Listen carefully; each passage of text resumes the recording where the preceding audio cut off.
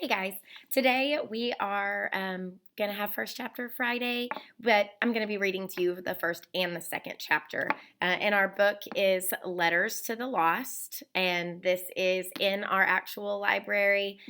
We don't have the ebook for Letters to the Lost in our digital library or the audiobook. So if you want to read this one, you got the paper copy. It's by Brigid Kemmerer, and this is fiction. It's realistic fiction. It's also a Lone Star nominee, which means librarians across the state of Texas felt like this book was a book that could really speak to middle school students and had a lot of literary merit for you guys that you could really connect to. So um, it's pretty interesting. If you look on the cover of the book, you can see there are these beautiful flowers, and they are made up of actual letters. So that's kind of neat. All right, I'm going to go ahead and read the first two chapters for you. You get a bonus chapter today. Chapter 1. There's this photograph I can't get out of my mind. A little girl in a flowered dress is screaming in the dark. Blood is everywhere, on her cheeks, on her dress, in spattered droplets on the ground. A gun is pointed at the dirt road beside her, and you can't see the man, but you can see his boots. You showed it to me years ago, telling me about the photographer who got the shot, but all I remember is the scream and the flowers and the blood and the gun. Her parents took a wrong turn or something, in a war zone maybe. Was it Iraq? I think it was Iraq. It's been a while, and I'm fuzzy on the history of it. They took a wrong turn, and some spooked soldiers started firing at the car. Her parents were killed instantly. The little girl was lucky. Unlucky? I don't know. At first, you see the horror because it's so perfectly etched in the little girl's expression. Then you see the details: the blood, the flowers, the gun, the boots. Some of your photographs are equally gripping. I should probably be thinking of your work. It seems wrong to be leaning against your headstone and thinking about someone else's talent. I can't help it. You can just see it on her face. Her reality is being ripped away, and she knows it. Her mother is gone, and she knows it. There is agony in that picture. Every time I look at it, I think, I know exactly how she feels. I need to stop staring at this letter. I only picked up the envelope because we're supposed to clean up any personal stuff in front of the gravestones before we mow. I usually take my time because 8 hours is 8 hours, and it's not like I'm getting paid for this.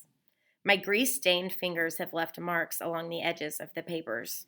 I should throw it away before anyone knows I touched it, but my eyes keep tracing the pen strokes. The handwriting is neat and even, but not perfect. At first, I can't figure out what's holding my focus, but then it becomes clear. A shaky hand wrote these words, a girl's hand, I can tell. The letters are rounded just enough. I glance at the headstone. It's newish. Crisp letters are carved into shiny granite. Zoe Rebecca Thorne, beloved wife and mother. The date of the death hits me hard. May 25th of this year, the same day I swallowed an entire bottle of whiskey and drove my father's pickup truck into an empty office building. Funny how the date is etched into my brain, but it's etched into someone else's for entirely different reasons. Thorne. The name sounds familiar, but I can't place it. She's only been dead a few months, and she was 45, so maybe it was in the news. I bet I got more press. Hey, Murph, what gives, man? I jump and drop the letter. Melonhead, my supervisor, is standing at the crest of the hill, wiping a sweat-soaked handkerchief across his brow. His name isn't really Melonhead any more than mine is Murph, but if he's going to take liberties with Murphy, I'm going to do the same with Melendez.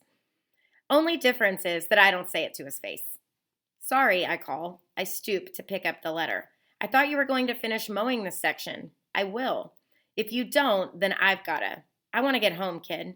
He always wants to get home. He has a little girl. She's 3 and completely obsessed with Disney princesses. She knows all her letters and numbers already. She had a birthday party last weekend with 15 kids from her preschool class, and Melonhead's wife made a cake.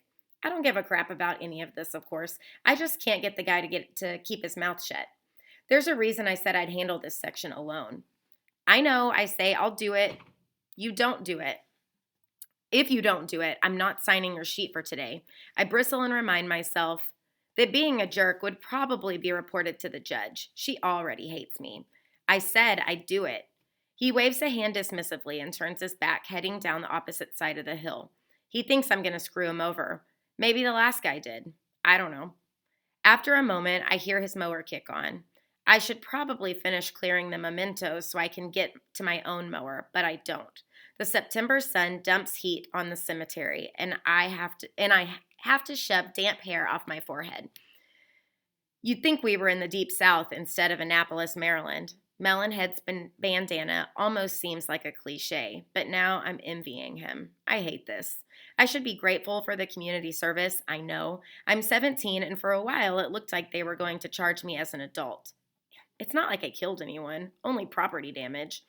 And lawn maintenance in a cemetery isn't exactly a death sentence, even if I'm surrounded by death. I still hate this. I don't care what people think of me, but that's a lie. You'd care too, if anyone thought you were nothing more than a ticking time bomb. We're only a few weeks into the school year, but half my teachers are probably counting the minutes until I start shooting up this place.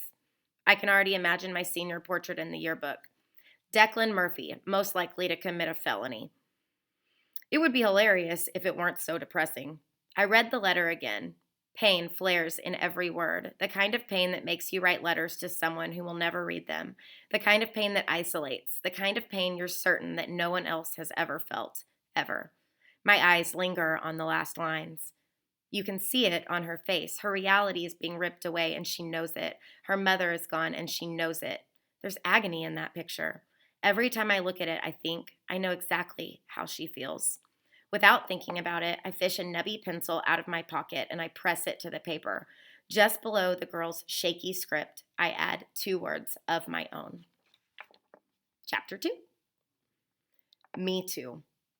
The words are shaking, and I realize that it's not the paper, it's my hand. The foreign handwriting is almost burning my eyes. Someone read my letter. Someone read my letter. I look around as if it's just happened, but the cemetery is empty. I haven't been there since Tuesday, and it's Thursday morning now. So it's a miracle that the letter is still intact. More often than not, the envelope is gone, taken by the weather or animals or possibly the cemetery staff. But not only is the letter here, someone felt the need to add commentary. The paper is still shaking in my fist. I can't. This is... What? Who would? How? I want to scream. I can't even think in complete sentences. Rage is burning up my insides. This was private, between me and my mother. It has to be a guy. Greasy fingerprints line the edges, and the handwriting is blocky. It smacks of arrogance to insert himself into someone else's grief and claim to be a part of it. Mom used to say that words always carried a bit of the writer's soul, and I can almost feel it pouring off the page. Me too. No, not him too. He has no idea. I'm going to complain. This is unacceptable. This is a cemetery. People come here to grieve privately. This is my space, mine, not his. I stomp across the grass, refusing to allow the cool morning air to steal any of my fire. My chest hurts, and I'm dangerously close to crying. This was ours, mine and hers. My mother can't write back anymore, and his words on my letter seem to drive that point home. It's like he stabbed me with the pencil. By the time I crest the hill, tears hang on my lashes, and my breathing is shuttered. The wind has turned my hair into a mess of tangles. I'm going to be a wreck in a minute. I'll show up late for school with reddened eyes and running makeup again. The guidance counselor used to have some sympathy.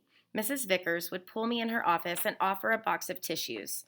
At the end of my junior year, I was getting pats on the shoulder and whispers of encouragement to take all the time I needed. Now that we're in the middle of September, Mom's been dead for months. Since school started, everyone has been wondering when I'm going to get my act together. Miss Vickers stopped me on Tuesday, and instead of giving me a kind look, she pursed her lips and asked if I was still going to the cemetery every morning, and maybe we should talk about more constructive uses of my time. Like it's any of her business. It's not every morning anyway, only the mornings when Dad leaves for work early. Though half the time I'm convinced he wouldn't know the difference either way. When he's home, he makes himself 2 eggs and eats them with a bowl of grapes I've washed and pulled from the vines. He sits at the table and stares at the wall and doesn't speak. I could light the place on fire, and it'd be even odds that he'd even get out in time. Today was an early work morning. The sunlight, the breeze, the peaceful tranquility of this cemetery all seemed like a gift to me. The 2 words scrawled on my letter felt like a curse. A middle-aged Hispanic man is blowing leaves and lawn clippings from the paved road, and he stops when I approach. He's wearing some type of maintenance uniform, and the name across his breast reads Melendez. "May I help you?" he says with a hint of an accent. His eyes aren't unkind, but he looks tired. There's wariness in his voice. I must look fierce. He expects a complaint, I can tell. Well, I'm about to give him one. There should be some kind of regulation against this. My fist clenches around the letter, crumpling it, and I inhale to speak. Then I stop. I can't do this. She wouldn't want me to do this. Temper, Juliet. Mom was always the calm one, level-headed, cool in a crisis. She had to be, what with jetting from war zone to war zone. Besides, I'm about to sound like a jacked-up freak of nature. I already look like one. What am I going to say? Someone wrote 2 words on my letter. A letter I wrote someone who isn't even alive. It could have been anyone. Hundreds of graves lined the field around my mother's. Dozens of people must visit every day, if not more. And what's the lawn care guy going to do? Babysit my mother's headstone? Install a security camera? Catch someone with a hidden pencil? I'm fine, I say. I'm sorry. I walk back to her grave and sit down in the grass. I'm going to be late for school, but I don't care. Somewhere in the distance, Mr. Melendez's leaf blower kicks up again, but I'm here. I'm alone. I've written her 29 letters since she died, 2 letters every week. When she was alive, I wrote her hundreds.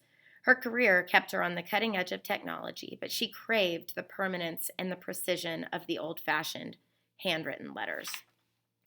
Cameras with film. Her professional shots were always digital, stuff she could edit anywhere, but film was her favorite.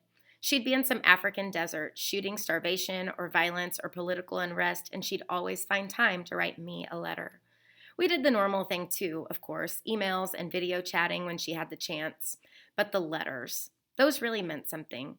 Every emotion came through the paper, as if the ink and dust and smudges from her sweat lent weight to the words, and I could feel her sense of fear, her hope, and her courage. I'd always write her back. Sometimes she wouldn't get them for weeks, after they'd filtered their way through her editor to wherever she was on assignment.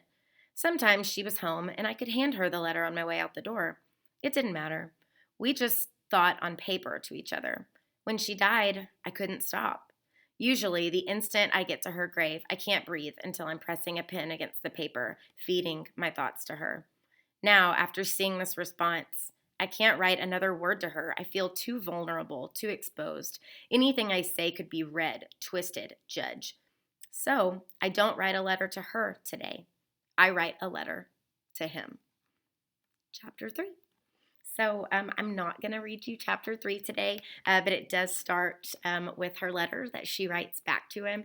And so it's really interesting throughout this book. You get to read these letters, but then you also have that perspective where you know what's going on inside the character's head, while it's happening. So it's a really good book. It's really interesting. There's lots of things that were kind of hinted at the first 2 chapters. And throughout the book, we learn more about our characters and why they are the way that they are and what has happened to them to make them that way.